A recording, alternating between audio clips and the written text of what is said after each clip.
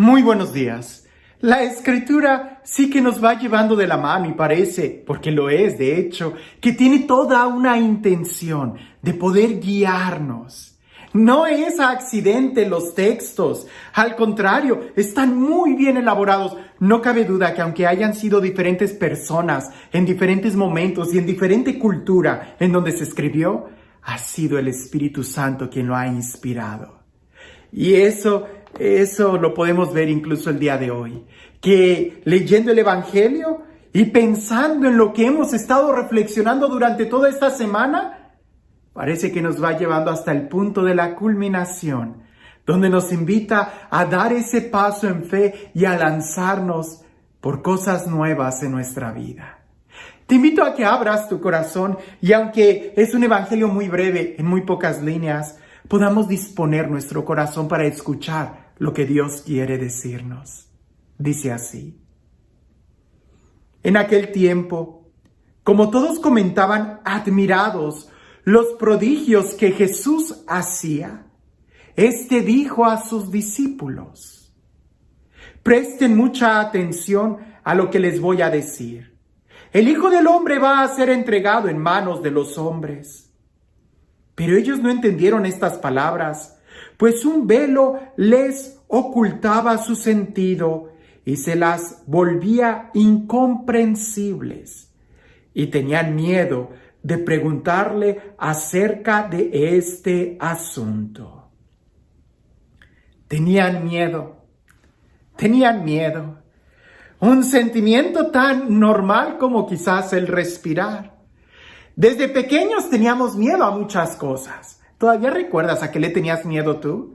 Miedo a la oscuridad, miedo a caminar en la noche, miedo al ruido cuando las cosas se movían en la oscuridad, las ramas de los árboles, cuando aullaba por allá algún animal, un perro, un lobo.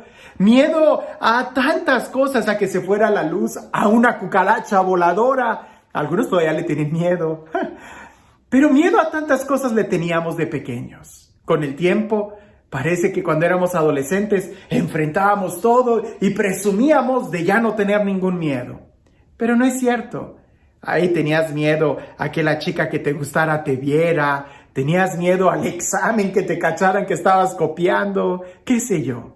Vamos creciendo y parece que empezamos a tener miedo a no pasar el semestre, a tener que repetir el año, a no tener para poder pagar la colegiatura de la escuela, de la universidad, la inscripción.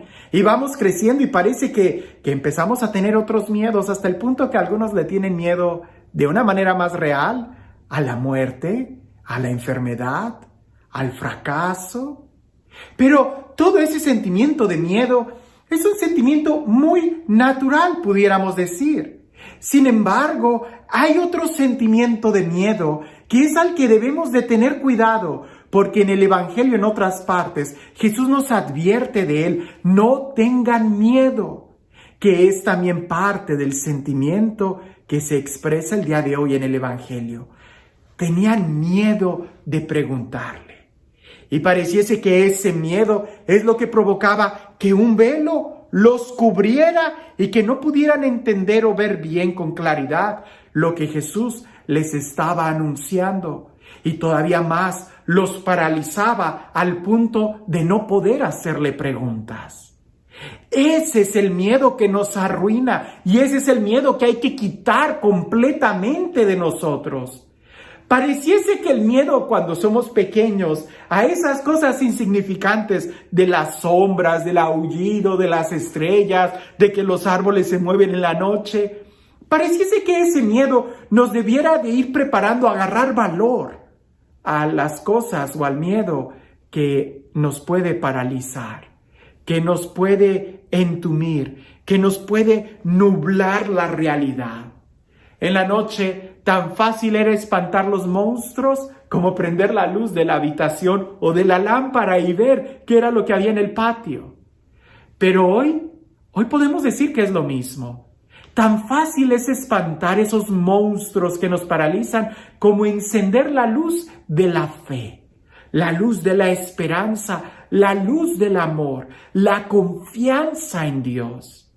Dice el Evangelio que la gente admiraba los prodigios que Jesús hacía, pero tenían miedo. Una cosa es admirar, una cosa es saber que Dios puede, y otra cosa es muy diferente saber que esos prodigios los puede hacer en ti. Cuando Jesús anuncia que va a ser traicionado, su pasión, en esta ocasión, en este anuncio, Jesús no habla de la resurrección, porque la resurrección pareciese que era lo que seguía a la pregunta natural de ellos: ¿por qué vas a padecer si haces prodigios? Pero la verdad es de que tenían miedo de que esos prodigios se acabaran, tenían miedo de que esos prodigios no fueran para ellos, tenían miedo de que esos prodigios no fueran reales. Y esos sentimientos ficticios congelan a cualquiera, de tal manera que hace que un velo los cubriera y no eran capaces de poder ver, porque tenían miedo. ¿Cuántas veces no nos pasa lo mismo? Tenemos miedo a la muerte porque no confiamos en Dios. Tenemos miedo al virus porque no tomamos precauciones y no confiamos en Dios. Tenemos miedo a no tener dinero para pagar nuestras deudas porque no trabajamos o no confiamos en Dios. Tenemos miedo a tantas cosas porque vemos los prodigios y escuchamos los milagros que Dios ha hecho en alguien más y se nos hace difícil que pueda hacerlos en nosotros.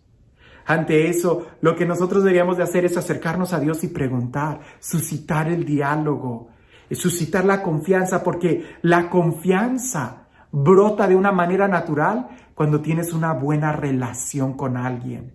Yo no confío en un extraño, no puedo. ¿Cómo voy a confiarle a un extraño las llaves de la iglesia? No puedo. Se las confío a aquel que con el trato de amistad se ha ganado mi confianza. ¿Cómo voy a confiarle mi vida a Dios si no he tenido un trato de amistad con Él? No se puede. Primero tengo que tener ese trato de amistad con Él, y cuando me doy cuenta que Dios, todos esos prodigios que hablan, también los quiere hacer en mí, no solamente le voy a confiar las llaves, sino le voy a confiar mi corazón, mi vida, mi amor, mis emociones, porque confío en Él, porque lo trato, porque lo conozco. Y ese tratar, ese conocer se da cuando le pregunto, cuando lo escucho.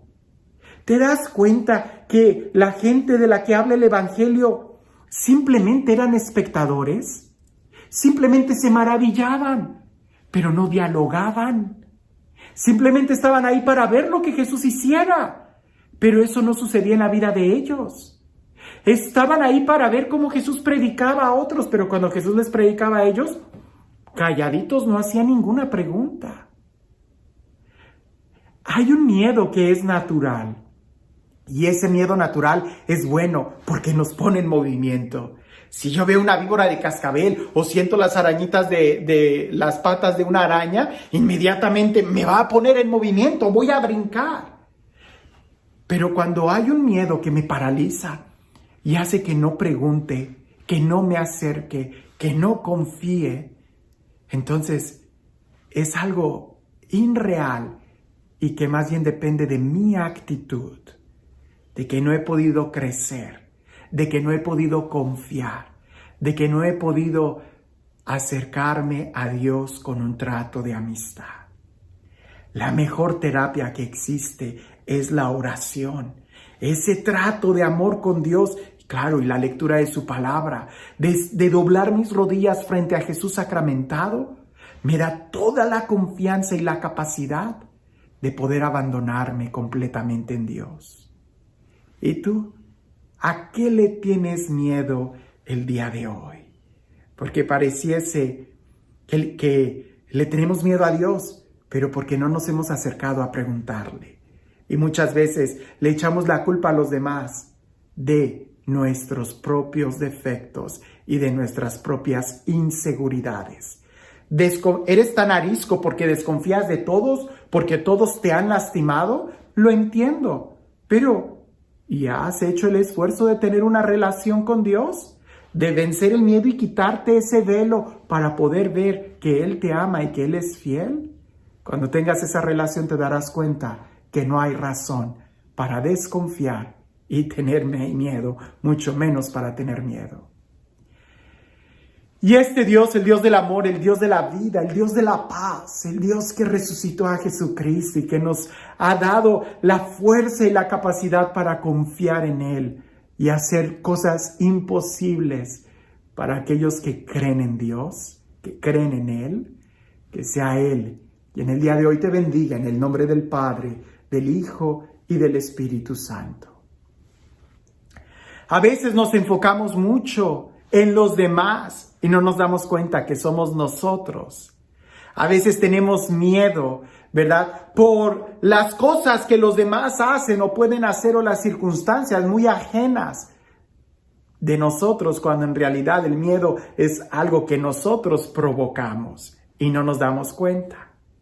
Cuentan por ahí que un estudiante se acerca al maestro y le dice: disculpe, profesor, no entiendo lo que usted escribió en la orilla de mi examen. Y el profesor le dice: aquí dice que tienes que escribir de una manera más clara porque no puedo entender lo que tú escribes.